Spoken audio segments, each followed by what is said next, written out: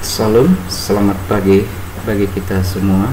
Hari ini kita akan belajar langsung topik yang harus kalian pelajari di pelajaran pendidikan agama Kristen dan budi pekerti di kelas 10, yaitu pribadi yang bertumbuh. Anak-anak Bapak, dalam pembahasan ini ada 4 kerangka besar yang harus kita bahas. Pertama, pengertian dan judul, makna judul pribadi yang bertumbuh itu apa. Kemudian proses penciptaan segala sesuatu menurut Alkitab. Di sini nanti kita akan perdalam kenapa kita perlu bertumbuh. Kemudian urutan penciptaan, dan selanjutnya pada puncaknya kita mau membahas tentang keberadaan mahkota sebagai manusia sebagai mahkota ciptaan. Yang pertama kita bahas terlebih dahulu makna, pengertian, dan makna judul pribadi dan kepribadian. Pribadi atau personal itu adalah manusia sebagai perseorangan atau diri sendiri. Cara pribadi kita berbeda dengan orang lain, dan tidak ada satu manusia pun yang sama persis seperti kita. Bahkan yang kembar identik saja mereka punya perbedaan satu sama lain. Paling tidak perbedaan itu ada di sidik jari dan lain sebagainya. Yang kedua, kepribadian, personality, adalah sifat hakiki yang tercermin pada sikap seseorang. Berdasar kepribadian kita inilah biasanya orang mengidentifikasi kita. Sifat-sifat kita yang hakiki, yang sering dilihat orang, muncul dari diri kita. Begitulah orang sering mengidentifikasi kita. Contoh, diidentifikasi sebagai anak yang jujur, anak yang rajin, dan lain sebagainya. Harapan Bapak kalian memiliki kepribadian yang terpuji. Kemudian bertumbuh atau grow berarti mengalami proses tumbuh. Tumbuh itu berarti timbul atau bertambah besar atau sempurna, dan juga proses berkembang atau menjadi lebih besar atau lebih sempurna. Gampang kita melihat gambaran-gambaran pertumbuhan ini dalam kehidupan nyata. Contoh, tanam-tanaman yang kita tanam sejak mungkin dari, kalau ada kacang, dari suatu biji, kemudian mulai keluar kecambah, kemudian keluar daun-daunnya bertumbuh semakin sempurna, dan selanjutnya dari proses-proses pertumbuhan ini tentunya ada hasil yang diharapkan. Selanjutnya, makna ungkapan pribadi yang bertumbuh. Pribadi yang bertumbuh berarti menunjuk kepada manusia yang mengalami proses menjadi lebih sempurna dalam segala aspek kehidupannya, tetapi secara perseorangan, bukan secara komunal atau kolektif. Cara perseorangan, dirimu itu secara pribadi mengalami proses pertumbuhan itu. Ada beberapa aspek pertumbuhan yang seharusnya dialami manusia. Aspek-aspek itu mencakup fisiknya, bagaimana dia merawat tubuh, bagaimana dia menjaga keseimbangan antara istirahat dengan beraktivitas, termasuk seperti sekarang ini anak Bapak, jaga fisik kalian agar kalian tidak menjadi lemah dengan istirahat yang cukup. Kognitif atau kemampuan berpikir, psikomotorik itu berkaitan dengan keterampilan dan afektifnya, sikap hidup. Sekali lagi, kognitif itu berkaitan dengan kemampuan menalar atau berpikir. Kemudian psikomotorik itu berkaitan dengan kemampuan berketerampilan, kemudian afektif adalah dalam sikap, serta secara khusus hidup spiritual kita juga sebagai makhluk ciptaan Allah. Itu penting. Kita berbeda dengan ciptaan-ciptaan lain, makhluk-makhluk hidup lain seperti binatang dan tumbuh-tumbuhan. Kita diciptakan Tuhan itu luar biasa loh. Kita diciptakan sebagai gambar dan rupa Allah, atau yang biasa disebut imago Dei, yang mana di dalam Kejadian 1 ayat 26 sampai 27, sesudah Tuhan menciptakan segala sesuatu, Tuhan senantiasa berkata, jadilah terang, jadilah cakrawala, dan lain sebagainya. Tetapi ketika Tuhan hendak menciptakan manusia, Tuhan berkata, marilah kita membuat manusia, menciptakan manusia segambar dan serupa dengan kita. Ada satu perhatian khusus Tuhan ketika Tuhan menciptakan manusia. Tuhan ingin ciptaan yang satu ini memiliki kualitas yang berbeda dari ciptaan-ciptaan lainnya. Nanti kita lihat apa tujuan Tuhan menciptakan manusia itu berbeda dari ciptaan lainnya. Kemudian yang keempat, tujuan pertumbuhan menurut iman Kristen, atau biasa disebut bertumbuh di dalam Kristus. Ya, tujuan umum pertumbuhan pribadi yang diinginkan Tuhan adalah agar setiap kita pribadi lepas pribadi bisa menjadi berkat bagi semua pihak, bukan hanya bagi diri kita sendiri. Ke depan kita tidak cukup hanya tidak merugikan orang lain, tetapi kita juga bisa menjadi berkat bagi orang-orang lain, menjadi saluran berkat Tuhan, perpanjangan tangan Tuhan, memberkati orang-orang lain yang membutuhkan pertolongan. Kita bersyukur selama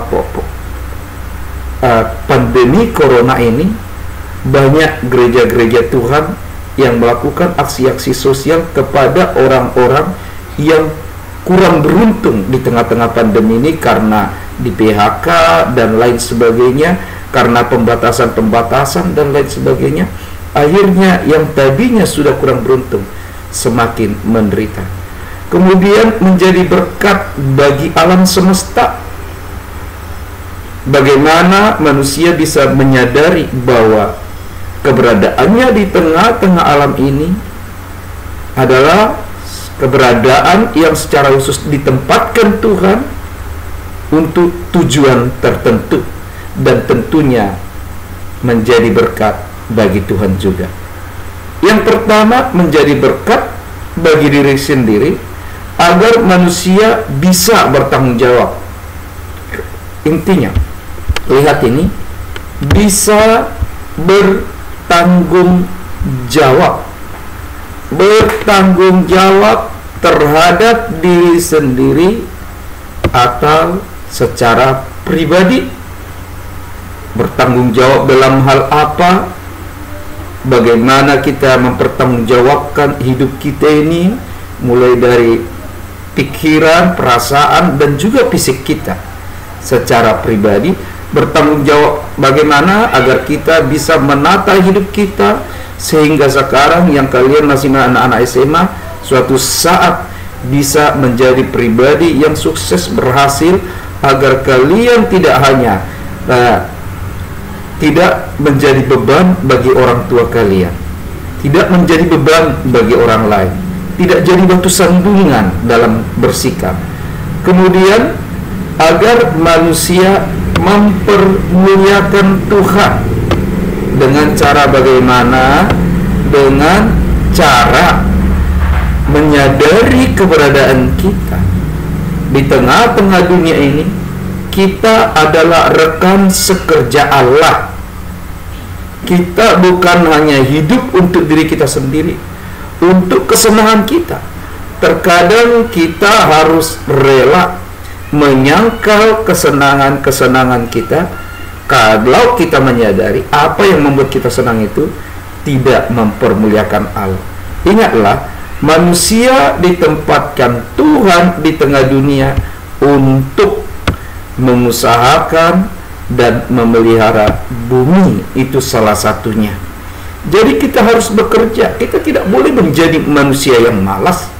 Tetapi di dalam kita berusaha, kita juga harus memperhatikan keseimbangan, termasuk keseimbangan alam. Ketika manusia lalai dalam hal ini, ingat, Tuhan bisa membuat alam itu murka terhadap manusia. Kita berdoa agar bencana global yang terjadi sekarang, apabila ini merupakan bentuk teguran Tuhan kepada kita, manusia sadar mungkin ada sesuatu yang perlu diperhatikan manusia ketika manusia melakukan eksplorasi terhadap kekayaan yang disediakan Tuhan di tengah-tengah alam ini. Dan yang ketiga, agar manusia menghasilkan buah kehidupan dan menjadi berkat bagi orang lain. Buah kehidupan itu di dalam kehidupan orang Kristen biasa disebut dengan buah roh, dan buah roh ini dicatat di dalam Galatia 5 ayat 22 sampai 23. Ada 9 buah roh, yaitu yang pertama kasih. Nanti ke depan kita akan bahas ini lebih panjang lebar. Dan ingatlah, intisari seluruh pengajaran kekristenan itu adalah muaranya kepada kasih. Sukacita di dalam segala apapun, di dalam tekanan-tekanan yang bagaimana, sukacita kita tidak boleh hilang, karena kita tahu di tengah tekanan-tekanan ini Tuhan senantiasa baik dan bekerja mendatangkan kebaikan. Damai sejahtera, tidak cepat kalut, tidak cepat melakukan keputusan ya yang bersifat emosional sehingga merusak damai kita dan juga merusak damai orang lain. Kesabaran di tengah-tengah tekanan, di tengah-tengah tantangan, ada kesabaran, termasuk kesabaran menghadapi orang-orang yang ada di sekitar kita yang tentunya tidak sempurna. Kemurahan, bagaimana kita berani berbagi kepada orang-orang yang sangat membutuhkan sementara kita mampu melakukannya. Di dalam Yakobus 2 ayat 17 dikatakan bahwa iman itu bukan hanya diperkatakan. Iman itu bukan hanya diungkapkan melalui perbuatan-perbuatan lahiriah dalam ritual-ritual keagamaan. Iman itu harus berbuah dalam perbuatan, karena iman tanpa perbuatan pada hakikatnya adalah mati. Kebaikan hati, kita jangan sampai merancangkan hal-hal yang buruk kepada orang lain. Kita harus berusaha menabur yang baik. Ingatlah, apa yang kita tabur suatu saat akan kita tuai. Kemudian kesetiaan, termasuk setia menekuni tugas tanggung jawab yang Tuhan percayakan pada kita. Kalau kalian sebagai pelajar, setialah dalam belajar. Mungkin dengan keberadaan sekarang ada tekanan-tekanan, apalagi dalam kondisi belajar yang baru. Tentunya dalam proses sosialisasi ini banyak ketidaksiapan di dalam diri kita, tapi kita harus tetap setia. Lemah lembutan, anak-anak Bapak akan banyak keadaan yang terkadang bisa membuat kita menjadi emosional, tapi dalam segala sesuatu kita boleh tegas, tapi di dalam ketegasan kita senantiasa tetap ada nilai-nilai kelemah lembutan. Tujuannya apa? Kalau terpaksa kita tegas, seperti guru tegas terhadap murid, orang tua tegas terhadap anaknya, di sana ada kelemah lembutan hati yang tidak ingin mencelakakan orang lain yang tujuannya adalah demi kebaikan orang lain dan penguasaan diri. Akan banyak godaan-godaan di dalam kehidupan kita. Tetapi sebagai pribadi yang bertumbuh, kita harus punya kemampuan menguasai diri. Di dalam Amsal dikatakan orang yang menguasai diri lebih daripada seorang yang merebut kota. Dan kita lihat yang terakhir, anak Bapak. Yang terakhir, tujuan bertumbuh itu agar manusia secara khusus dalam konteks kekristenan bisa menjadi saksi dan mengambil bagian dalam amanat agung Yesus Kristus. Menjadi saksi itu erat kaitannya dengan keberadaan orang-orang Kristen yang ditempatkan Tuhan sebagai Alkitab yang terbuka, yang menyaksikan tentang Tuhan. Dan sebagai saksi, orang Kristen harus menjaga sikap, harus menghasilkan buah-buah yang tadi Bapak sebutkan di dalam Galatia 5 ayat 22 sampai 23. Sebab kalau hidup kita rusak, kita tidak bisa jadi saksi, menjadi batu sandungan, dan mengambil bagian dalam amanat agung Yesus Kristus. Ingat, yang terakhir sekali Tuhan perintahkan kepada murid-muridnya, dan juga sekarang kita yang percaya padanya, adalah pergi. Untuk apa? Yang pertama, anak-anak Bapak, menjadikan segala bangsa menjadi murid Kristus. Ingat, di dalam Yohanes 3:16 dikatakan, karena begitu besar kasih Allah akan dunia ini, sehingga Dia telah mengaruniakan anaknya yang tunggal, supaya setiap orang yang percaya padanya tidak binasa, melainkan beroleh hidup yang kekal. Jadi anak-anak Bapak, menjadi saksi ini sangat penting agar kita bisa membawa orang-orang lain merasakan besarnya karunia Allah di dalam Kristus, agar kita bisa membawa jiwa-jiwa terluput dari kebinasaan yang seharusnya dijatuhkan kepada manusia itu oleh karena keberdosaan. Karena di dalam Roma 6 ayat 23 jelas dikatakan, upah dosa adalah maut. Bukan hanya membuat orang jadi murid Kristus, setiap yang percaya itu harus diteguhkan dengan yang namanya baptisan. Dan baptisan di dalam konteks orang percaya, gereja apapun itu, senantiasa dilakukan di dalam nama Bapa, Anak, dan Roh Kudus, atau Allah Tritunggal.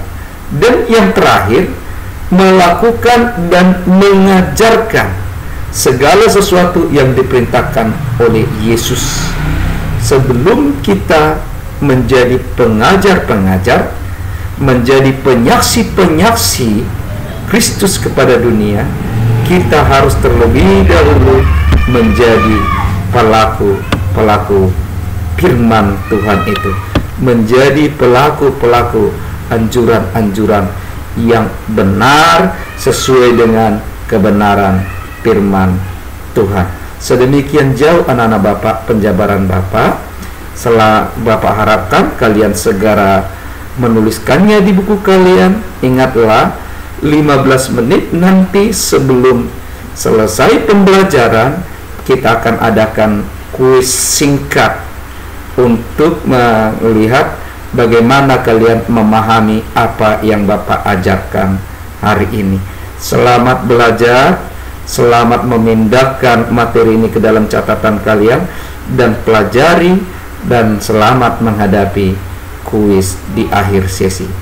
Salam, Tuhan memberkati.